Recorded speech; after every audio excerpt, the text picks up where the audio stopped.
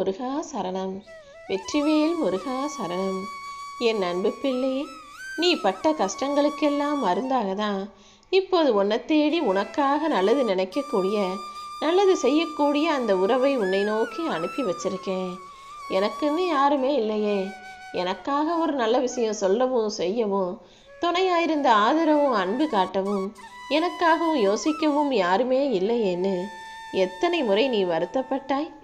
அதனால தான் இப்போது உனக்கான உறவாக, உன் மனசுக்கு சந்தோஷம் தரக்கூடிய, நிம்மதியை தரக்கூடிய, உனக்கு நல்லது செஞ்சு உன் வாழ்க்கையை உயர்த்துவதற்கு வழிகாட்டலாக இருக்கக்கூடிய அந்த நபரை உன்னை நோக்கி அனுப்பி வச்சிருக்கேன்.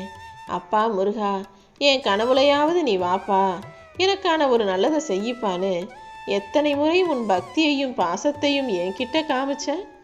இதோ உன் பக்திக்கும் பாசத்துக்கும் பரிசாக தான் நான் உன் கூட உனக்கு துணையாக இருந்து நீ எதிர்பார்க்குற அந்த உறவையும் உன்னை நோக்கி கூட்டிட்டு வந்துட்டேன். இனிமே எல்லாமே உனக்கு நல்லதாக நடக்கும்.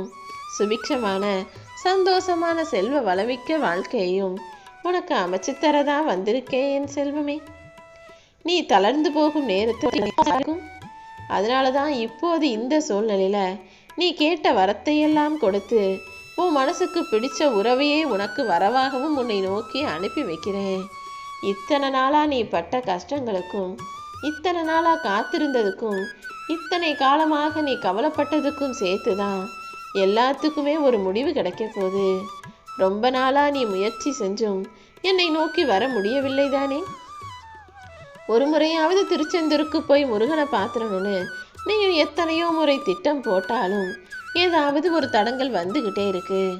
இந்த முறை நீயும் உன் குடும்பமும் சந்தோஷமாக என்னை நோக்கி வருவதற்கான வேலைகளையெல்லாம் நான் செஞ்சிட்டேன். இனிமே நீ எதுக்காகவும் வருத்தமே படாதே என் செல்வமே. சில சமயத்தில் கோபமாக இருக்க, சில சமயம் கவலையில் இருக்க, மொத்தத்தில் கவலையும் கோபமும் சேர்ந்து என்னை சரியாக வழிபடக்கூட விடாமல் செய்து விடுகிறது தானே. அப்படி இருந்தாலும் என்னை மனசில் நினச்சிட்டீனா என்ன ஒன்றை அறியாமலேயே உன் கண்ணீர் வழியாக உன் கவலைகள் எல்லாம் வெளியே வருது.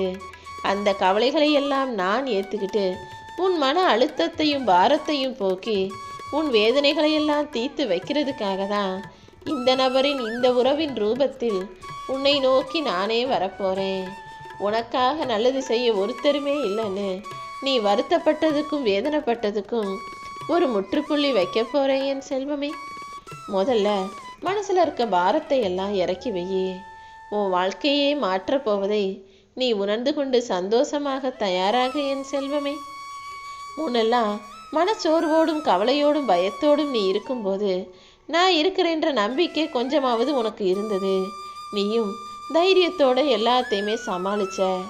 இப்போது என் சார்பில் உன்னை நோக்கி உனக்கு பிடிச்ச நபரே உறவாக வந்து சேர போகிறாங்க. அப்புறம் என்ன, இனி காலாகாலமும் ஒவ்வொரு நிமிஷமும் உனக்கு நிம்மதி நிறைஞ்சதாக மாறிடும் என் செல்வமே. நடந்ததையெல்லாம் நினச்சி மறுபடியும் உன்னை நீயே வருத்திக்கிட்டே இருக்காத. பொறுமையாக நிதானமாக யோசிச்சு பார்த்தீனா உன் மேலே இருக்கக்கூடிய சரி தவறு எல்லாமே உனக்கு புரிய வரும். தப்பு உன் மேலே இருந்தால் திருத்திக்கோ. அடுத்தவங்க மேலே தப்பு இருந்தால் அவங்கள விட்டு கொஞ்சம் விலகி இருக்க கற்றுக்கோ. நீ கேட்டதை நான் செய்யலைன்னு தானே ரொம்ப மன கஷ்டத்தோடு சோர்ந்து போயிருந்தாய். இப்போது தான் நீ கேட்டதை செய்கிறதுக்கான நேரம் வந்துருச்சு.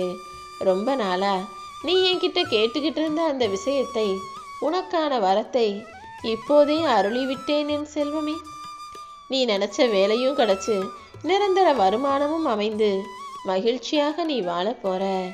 ஒவ்வொரு முறை முயற்சி செய்யும் போதும் ஐயோ தோத்து போயிடுவோமோ, நாம் நினச்சது நடக்காமல் போயிடுமோன்னு தானே தினமும் பயந்துக்கிட்டும் வருத்தப்பட்டுக்கிட்டும் இருக்க. ஒரே விஷயத்தை மட்டும் ஞாபகம் வச்சுக்கோ. ஒவ்வொரு முறை நீ கீழே விழும்போதும் நீ தன்னம்பிக்கையோடு எழுந்துதான் நிற்கிற. அதை நினச்சி சந்தோஷப்படு. கீழே விழுந்தவன் வீழ்ந்தே கிடந்தால்தான் தோல்வி. மறுபடியும் எழுந்து முயற்சி செய்கிற என் அன்பு பிள்ளையான உன்னை உன் வாழ்க்கையில் தோற்கும்படி நான் விட்டுட மாட்டேன் என் செல்வமே. பசியில் இருக்கிற ஒரு கண்ணுக்குட்டி தன் தாயை தேடுவது போலதான் கவலைகளோடு என்னை தேடிக்கிட்டு இருக்க உன்னை நோக்கி நான் வந்திருக்கேன்.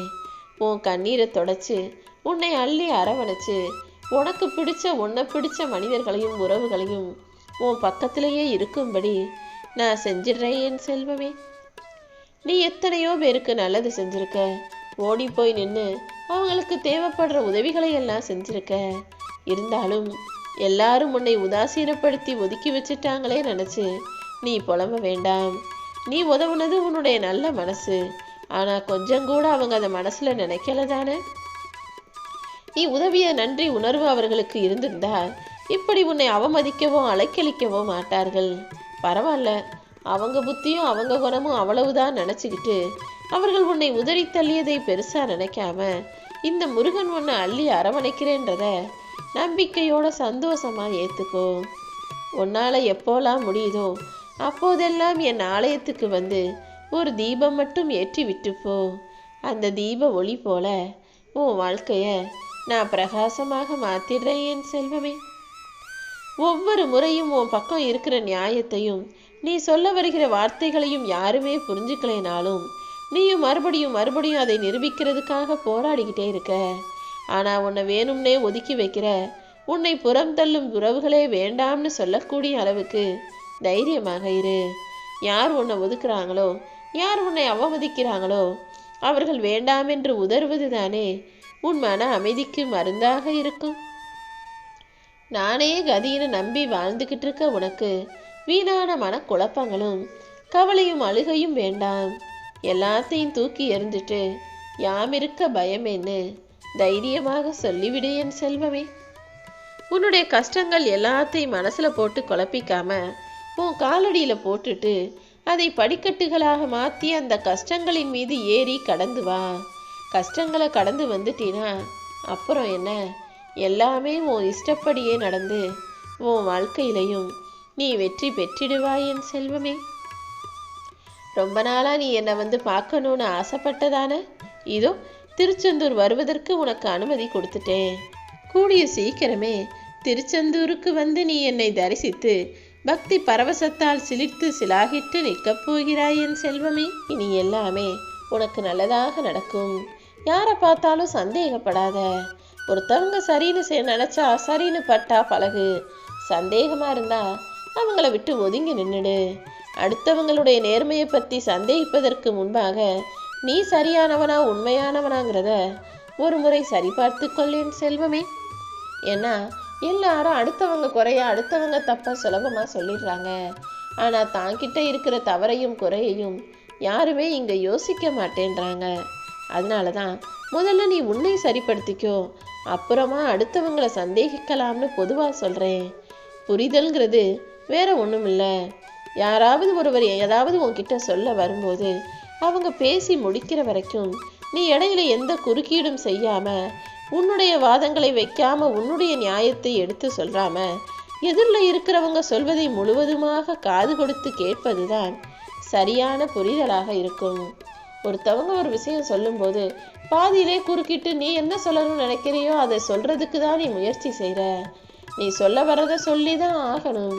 ஆனால் அதை அவசரப்படாம மனசுலையே அதை ஓரமாக ஒதுக்கி வச்சுக்கிட்டு எதிர்த்தரப்புல இருக்கிறவங்க என்ன சொல்றாங்கன்றத நல்லா கவனிச்சு முழுசா கேட்டுட்டு அப்புறமாக உன்னுடைய கருத்துக்களையும் உன் பக்க நியாயத்தையும் பேச கத்துக்கோ என் செல்வமே. உனக்கு எல்லாமே தெரியும், ஆனால் அதை செயல்முறைப்படுத்தவும் நடைமுறைப்படுத்தவும் தான் உனக்கு தெரிய மாட்டேங்குது. கொஞ்சம் கொஞ்சமா வாழ்க்கையில இந்த விஷயங்களை எல்லாம் கத்துக்கிட்டீங்கன்னா வாழ்க்கை பக்குவப்பட்ட பிள்ளையாக நீ மாறிடுவ. மகிழ்ச்சியை தேடி தேடி துரத்துவதல்ல வாழ்க்கை. மகிழ்ச்சி தானாகவே உன்னை வந்து சேரணும்னா நீ அமைதியாக வாழ்க்கையை ரசிச்சாலே போதும். ஒவ்வொரு நிமிஷம் உன் வாழ்க்கையில நடக்கிற நல்லது கெட்டது இன்பம் துன்பம்னு எல்லாத்தையும் அமைதியாக ஏற்றுக்கொள்ளும் போது மகிழ்ச்சி தானாகவே உன்னை வந்து சேர்ந்துடும். நிதானம் தவறும் போதெல்லாம் நீ ஒரு விஷயத்தை ஞாபகம் வச்சுக்கணும். நம்ம கோபப்படுறோம், அவசரப்படுறோம், பதட்டப்படுறோன்றத உன் மனசுக்குள்ள உடனே கவனத்தில் கொண்டு வந்து ரொம்ப நிதானமாக கூர்மையான வார்த்தைகளை கவனமாக கையாளணும். அதை விட்டுட்டு அவசரப்பட்டோ பதட்டப்பட்டோ அல்லது பயந்தோ அல்லது கோபத்திலோ வார்த்தைகளை வீசிட்டினா மறுபடியும் அதை அள்ளி எடுக்க முடியாதல்லவா. ஒரு வார்த்தை ஜெயிக்கும், ஒரு வார்த்தை வாழ்க்கையை அழிக்கும். ஒரு வார்த்தை வெல்லும், ஒரு வார்த்தை கொல்லும். யாரையும் கொல்லக்கூடிய கூர்மையான கத்தியாக உன் வார்த்தைகள் இருக்க வேண்டாம். அடுத்தவங்களுக்கு அன்பையும் அரவணைப்பையும் பாசத்தையும் பொழியக்கூடிய வகையில உன்னுடைய வார்த்தைகள் இருக்கட்டும். கஷ்டப்படுறவன் சிரிக்கவே மாட்டான், ஆனா சிரிக்கிறவன் எவ்வளோ கஷ்டம் இருந்தாலும் அதை வெளிப்படுத்திக்க மாட்டான். நீயும் கஷ்டத்தை சமாளித்து சிரிக்கக்கூடிய பிள்ளையாக இருந்தீனா ஒரு கட்டத்தில் அந்த கஷ்டமே காணாம போயிடும். எத்தனை நாளைக்கு தான் கஷ்டமும் உன்னை விடாம துரத்தி வரும்? நீ சிரிச்சு சிரிச்சு சமாளிக்கும் போது அந்த கஷ்டமே ஒரு கட்டத்துக்கு மேலே நொந்து போய் உன்னை விட்டு விலகி போயிடும். எப்போவுமே உன் குடும்பத்தில் நீ பொறுப்புள்ள பிள்ளையாக இருக்கன்னு எனக்கு தெரியும். அதனால தானே உன்னை தேடி தேடி ஓடி வர்றேன்.